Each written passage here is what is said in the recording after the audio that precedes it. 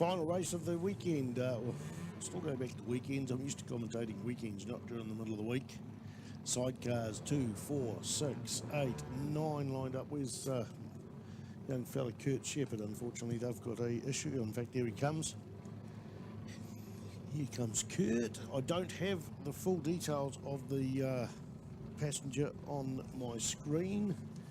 The screen spread is only so far, and of course, so I'm not going to necessarily be going backwards and forwards from the track to the timing screen to the program I've got, because that means looking in 3 different directions. And I'll tell you what, if it's anything like the last sidecar race, mate, it was one of the tightest, well, it's the tightest battle for the front and further down the field that has happened so far in this event. There's been some good tight riding, but certainly the sidecar is just absolutely smashing it out there until we saw one have lose a front tyre.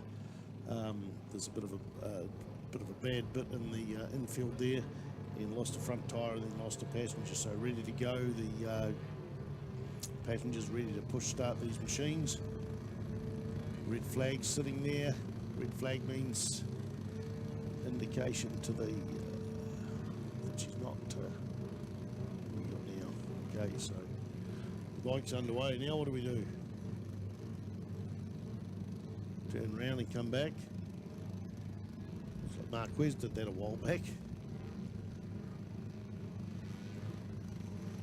at the MotoGP. Right, all the bikes underway.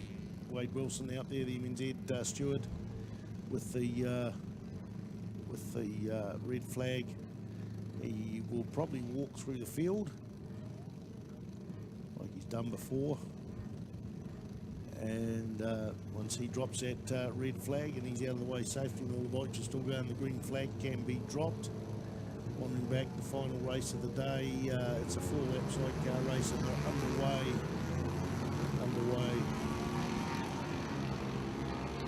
We've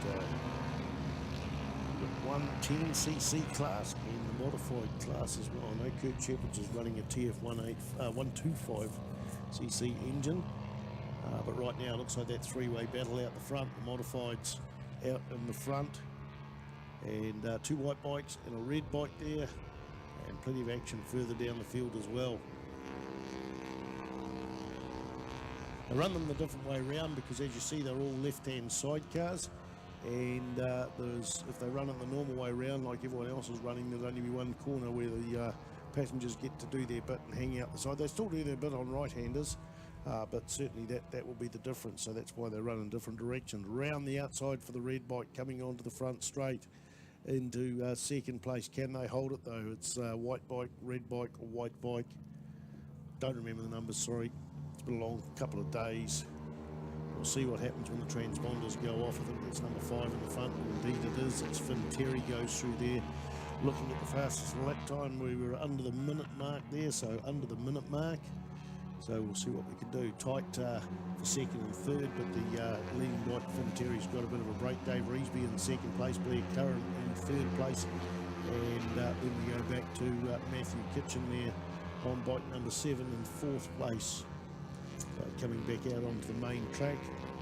Oh, the red bike runs right wide out of that right-hander there and runs onto the ripple strip and even into the grass, nearly hitting the blue stake there, which signifies, well, those blue stakes usually are there for something like braking markers or whatever. Maybe split times, but certainly braking markers. So, but they recovered from that and then back onto the front straight. Finn Terry was in the lead in the last lap. Can he hold on to it? No, the red bike's coming through there. That, I think, is Blair Curran on number 8, or is it Dave Reesby? Dave Reesby, we've got to have a look at the numbers. Dave Reesby with Josh Waller doing the passengering there. So a bit more spread out than last time. Let's have a look further down the field there. We're looking across what's coming across the start-finish line now, and a little bit more condensed. And so in third place it was Blair Curran with Jasmine Poynton there doing the swinging. She fell off in the last race. Blair hit a bump in that and the front tyre peeled off, but they've managed to get that resurrected and back out onto the track. So Dave Reesby's fastest time of 59.645, so that's faster and faster, and that indeed is another lap record. It was a 59.756, so a 59.645, but more importantly, that could be what it takes to get out and take a win here with 2 laps to go as they start coming across the start-finish line. They will come across lappers there as they get off the end of that straight there, so they will come across lappers there just before. Yep, they're going to get past them both there before we go off the track there. Oh, look at that, so tight round the outside and into that little short chute, which is off into the dirt. Off into the dirt. The red bike has gone off into the dirt. Dave Reesby there and did the big spin. That was a pretty clean, tidy manoeuvre going past that lapper around the outside, but of course somewhere through there's quite often a bit of debris on the inside of that track there, because that's where a lot of the vehicles come if they've had an issue in that, or even just regroup to go back onto the track in the normal Manfeild activities. So maybe they hit that, maybe they were just that little bit too exuberant, but and what's going to happen is the rider, Finn Terry, going to know what's going on behind him. Is he going to keep the hammer to the nail and maybe make a mistake that costs him? No, that's not going to happen. The white flag has been pulled in, the last lap, and here we got Finn Terry for a win. Finn Terry for a win. That's at least the second win, but the lap record goes to 58.878. 58.878.